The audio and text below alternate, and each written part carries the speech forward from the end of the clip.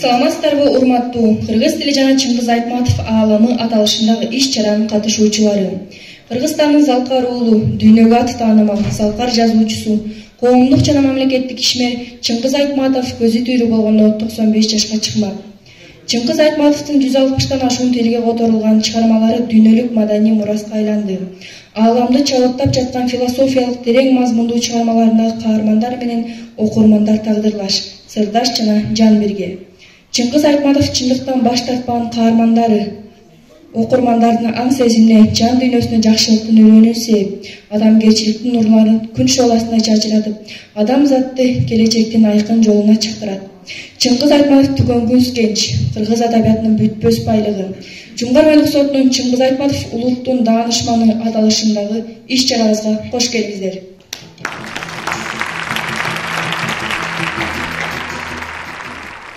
Ошентип эне тилибизге, асылба, ак тилибизге жаңыча жүз бери башталды. Өзүбүздүн кыргыз тилибиз, бул биздин улуттук биринчи белгибиз. Тилибиз чыккан күндөрдөн тартып эле ата эне, аба, эже, нан, туз жана башка ушул сыяктуу сөздөрдү кыргызча айтып, улам чоңое жетилип калыптана, айлана чөйрөнү, реалдуу дүйнөнү кыргыз тили, эне тилибиз аркылуу кыргызча түшүнүп тааныганбыз.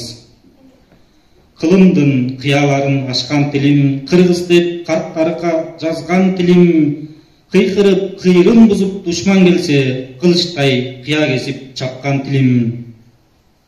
Асмандан балбыл жаңган жалгыз тилим, адамга аты чыккан чыңгыз тилим, арыбай кылымдарды багынта бер, ардагым ата мурас кыргыз тилим. Сөз Жумгар Байлык сотунун төрагасы Бектемиров Куралбек Абдималиевичке берилет. Саламатсыздарбы, урматтуу кыргыз тилин өнүктүрүү жана Чыңгыз Айтматовдун 95 жылына аталган иш-чаранын катышуучулары. Мен ушу кыргыз тили жөнүндө кыскача маалымат бере кетсем, кыргыз тили бул Кыргызстандын мамлекеттик тили болуп эсептелет. Ал эми жакында эле Кытай Эл Республикасы жарыялагандай, кыргыз бул байыркы эл экендиги жана кыргыз тили байыркы тил экендиги даңазаланды. Кыргыз тили Кыргыз Республикасынын мамлекеттик иш кагаздарын жана сот иштерин алып барууда, жалпы билим берүүдө, орто мектептерде, атайын орто жана жогорку окуу жайларда окутуунун жүргүзүүдө милдеттүү колдонуучу тил болуп эсептелет. Кыргыз ССРнин Жогорку Советинин тарабынан 1989 жылдын 23 сентябрында Кыргыз ССРнин мамлекеттик тил жөнүндөгү мыйзам кабыл алынып, андан соң кыргыз тилине мамлекеттик тил макамы берилген. Бул мыйзам 2004 жылы Кыргыз Республикасынын Жогорку Кеңешинин мыйзам чыгаруу жыйынтыгы тарабынан жаңыланып, анда кыргыз тили мамлекеттик тил, ал эми орус тили расмий тил деп жарыяланган. Кыргыз тили мамлекеттик тил статусун алуу менен Кыргызстанда жашаган бардык улуттардын тилдеринин өнүгүшүнө кам көрүү максатында тил мыйзамдары жана ошондой эле мектепте орус тили, өзбек тили, казак, дунган жана башка тилдер окутуу жүргүзүлүүдө. Кыргыз Республикасынын конституциясына ылайык Кыргыз Республикасынын Жогорку Кеңешинин палатасында кабыл алынган мыйзамдар мамлекеттик тилде жана расмий тилде жарыяланат. Кыргыз эл жазуучусу Чыңгыз Төрөкулов Айтматов тарабынан бир нече повесттер, поэмалар жазылган. Анда кыргыздын үрп адаты, каада салты, тили даңазаланган. Чыңгыз Айтматовдун чыгармалары 165 тилге которулган. Буну менен Чыңгыз Айтматов кыргыздын үрп адатын, каада салтын, тилин бүткүл дүйнөгө даңазалаган деп эсептейм. Андыктан кыргыз тили улуттук руханий тил болуп эсептелет. Көңүл бурганыңыздарга чоң рахмат. Улуу жазуучу Чыңгыз Төрөкулович Айтматовдун чыгармаларынын бир нече муундагы окурмандардын дүйнө таанымынын калыптанышына кошкон салымы баа жеткис. Анын өткөн кылымдагы жараткан чыгармаларындагы каармандардын көйгөйлөрү, көз караштары жана ойлору ушул күнгө чейин актуалдуу.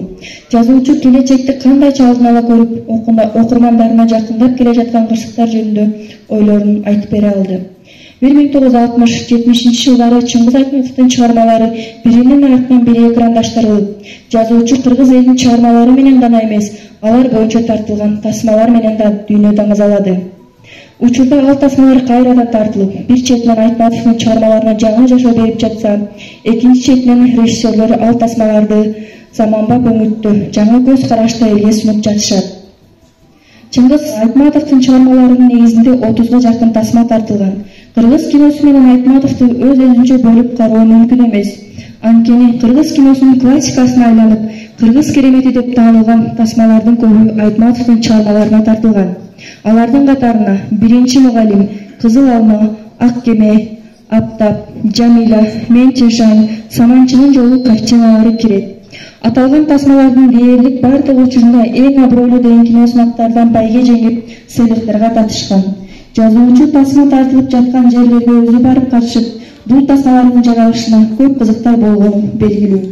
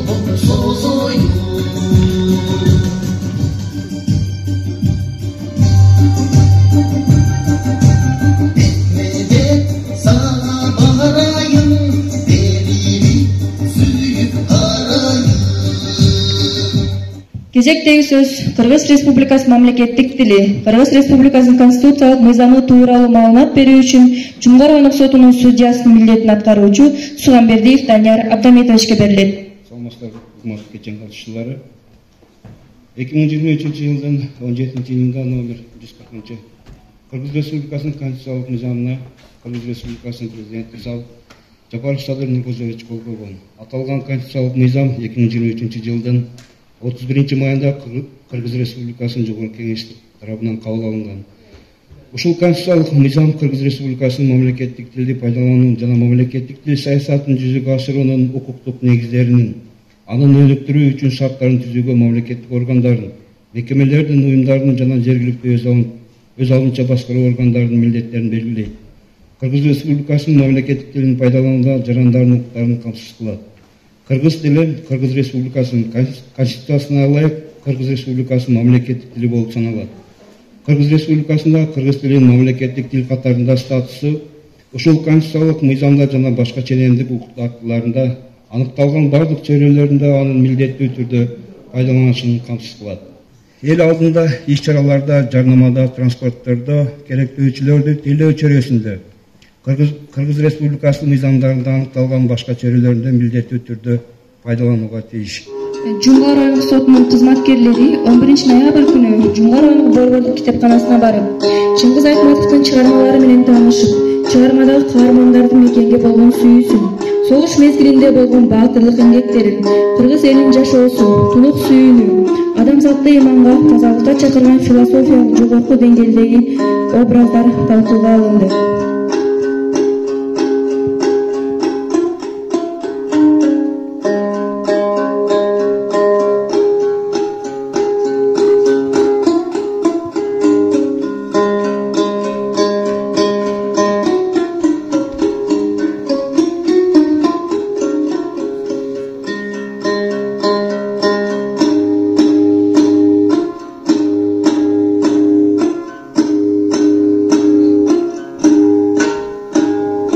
Чыңгыз Айтматовдун Кылым кайраттары бир күн чыгармасына көңүл буруп коюңуздар.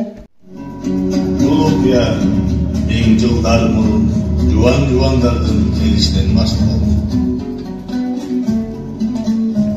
Алар кыргыз элине кол салып, кан төгүлүп, ыйылып турчу дешет.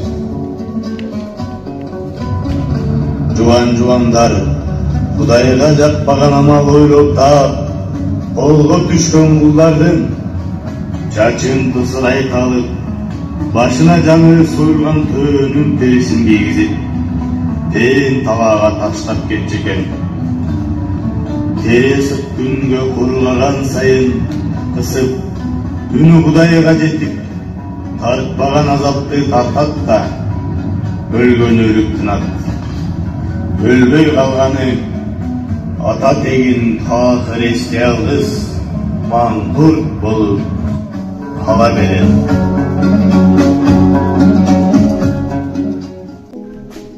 Ана баласы батырмын деп коет, көрөбүз батыр экенинди. Жакшыңды айтып азыр маңкурт кылабыз. Мени маңкурт кыла албайсың. Отур. Маңкурт болосуң. Мени маңкурт кыла албайсың.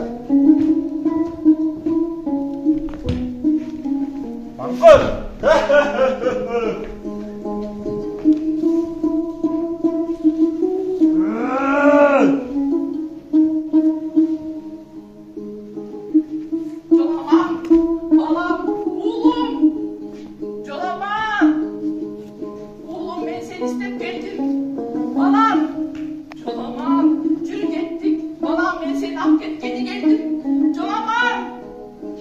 Ben Jolaman emez, ben Mankurt'um. Çok sen Jolamazsın balam. Senin adın Jolaman, atan Dönünbay. O yaratkan, buna est algan. Bunun ne degen şunluğum. Şuna görüp menin canımda albayt bileyim. Maldım günde albayt bileyim. Bu yaşadı. Cehdüzünde bundan başka da kıyamatçılıktan asimesine o balam ben seni affedeyim. Şunu koy. Jolaman. Ben Jolaman emezim. Jolaman.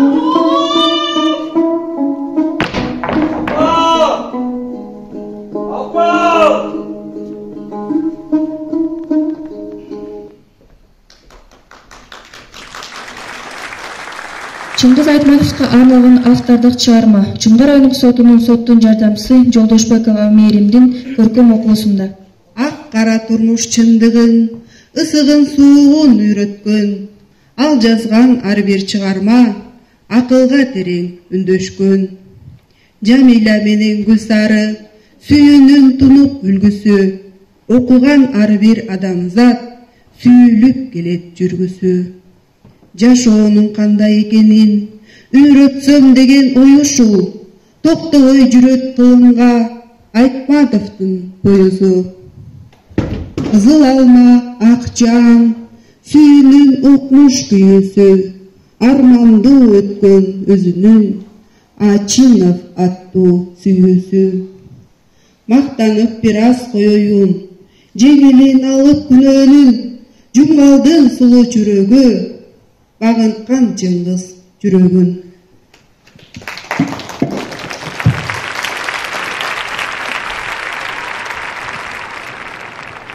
Көркөм окуу Кубат Жакыпов, кыргыз тилим. Эне тилдин ар бир сөзү сүйлөмү, эч табылгыс бакталайдын ирмеми. Эне тилде эркелетип апакем, эне тилде таанып билгем дүйнөнү. Эне тилсиз кантип болсун жашамак, эне тилсиз жүрөк кантип жашарат. Эне тилде Кудайыма сыйынып, эне тилде арнайм кызга махабат. Эне тилим дастанымдай бүтпөгөн, эне тилди уксам толкуп күчтөнөм, удургуган сезимдерди жабынып, уктасам да эне тилде түш көрөм. Чыңгар райондук сот аткаруучулар бөлүмүнүн улук сот аткаруучусу.